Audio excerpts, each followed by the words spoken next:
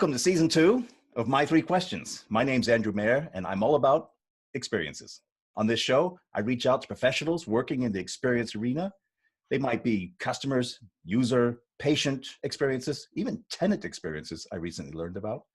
I invite suppliers, consultants, customers, even users of these different experiences, and I round them up here so I can ask them 3 simple questions. Honestly, just so I can hear their responses. On today's show, I have Andrew Prokop of Converge One in the United States. He is a prolific blogger. He's penned many articles for lots of publications and websites. When he gives public talks, the rooms are always full. Andrew, thank you to today's show. Thank you. It's always nice to talk to another Andrew. Recently, you posted something which I read on, I believe it was LinkedIn or maybe it was Twitter that you had put out there, and I just want to know what's your experiences of working in open plan offices.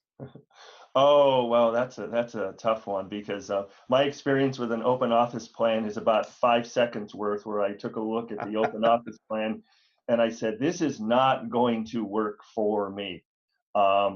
And so after decades of being in an office, I'm actually at home. You are right now in the 3rd floor of my old Victorian house in beautiful St. Paul.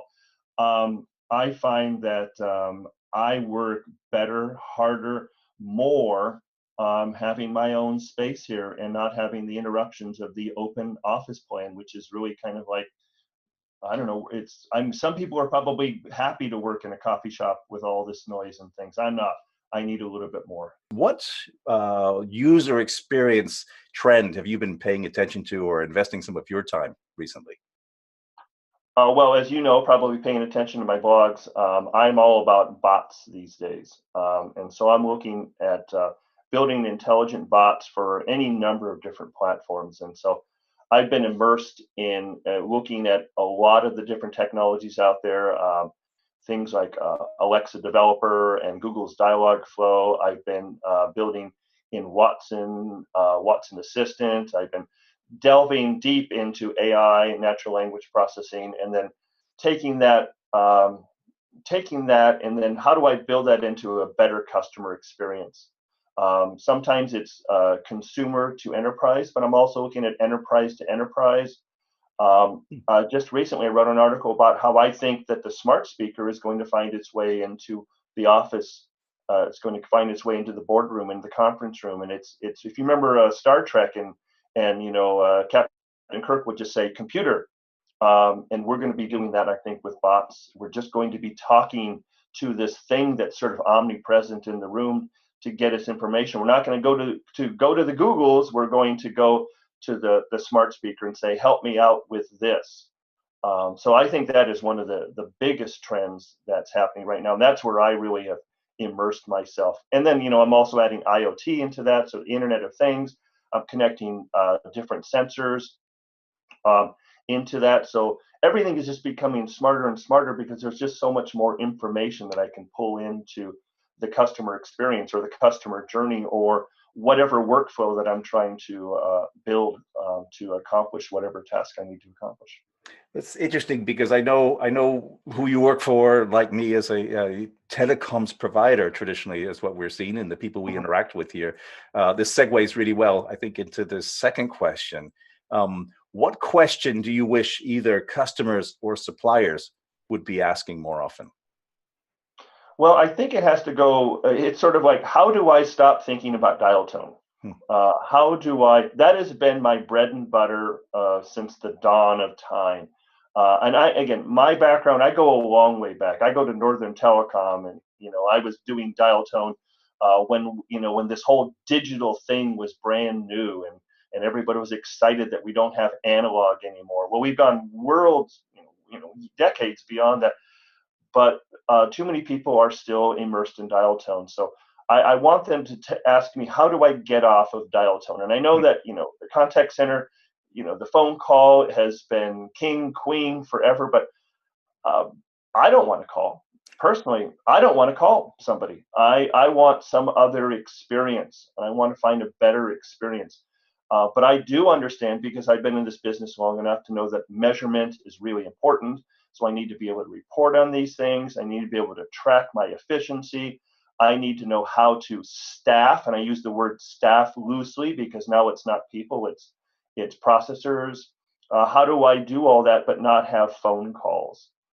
Again, phone calls are still important. People are still important, but let's put them in the places where they belong and not as the beginning of a conversation. It could be the end of a conversation, or it could be just sort of the augment to the important conversations, but not everything. So I would like them to ask, how do I get away from this thing that I've known and loved for so long? And in a sense, almost sort of put my career in jeopardy, because I'm leaving the telecom world and I'm having to talk to these server people, and I'm having to bring in other technologies. But it will make me being that telecom person far more relevant if I start asking those questions. How do I break out of what I'm so comfortable with? Have you seen people more willing to ask those questions, or to engage, at least probably not asking that question, but engage in that kind of conversation with you more recently? Absolutely. Some years ago, it was tough because they were still tied to ISDN and T1 and all that. SIP has changed things a lot. Virtualization has changed things a lot because it has already been disrupting their world.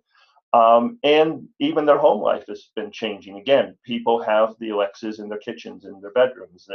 They're starting to put Philips Hue lights in there, so they're understanding about the Internet of Things. They understand that now my dryer can send me a text message when the dry cycle is done.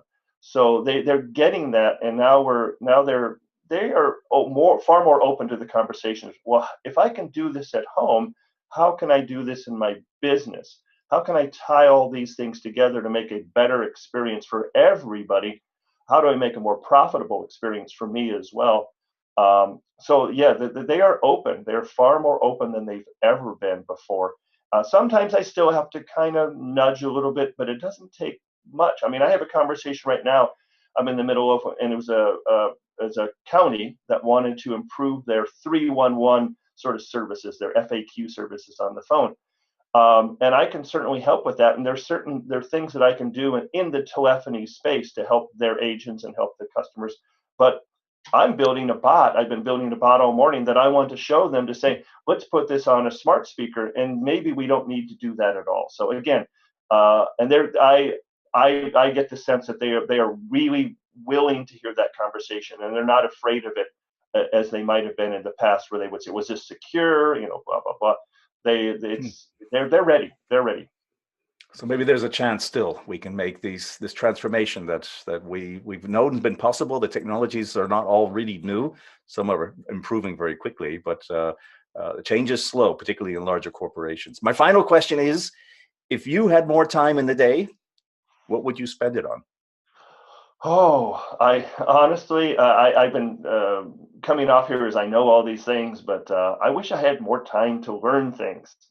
There's Hmm. so much that's happening out there, so many things that are really exciting that I just struggle to get enough time to learn. Thank goodness, the internet technology allows me to go find a YouTube video for something, and it maybe is enough to get me to, be a little dangerous with it, and then I go somewhere else and I get a little bit more. But I do wish I had more time to learn, because there's just so much excitement out there that it's hard to keep up.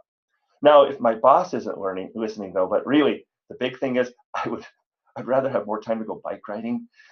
I live in Minnesota, and it was a long, cold winter, and I want to get out and bike. But That's it. Where you live, there's half the year cycling is probably not really an option there. So you have to bring it out when you can. So I'll make sure your boss doesn't see this video. Actually, I don't know how to do that, but I'll say it anyway. And listen, I appreciate you for taking additional time with me today, as I seem to still be technically challenging getting interviews done and in the can on the first try. I appreciate you for being here today and being such a good sport. And it's always fun to connect with you. Thank you. perfect, and I appreciate the questions and that you are asking these questions, and I'm anxious to see what other people are saying, and maybe that can be part of my learning process, is to watch your videos. So Thank you. Thank you thank for you. being here. And I'll be happy to connect with you next time, Andrew.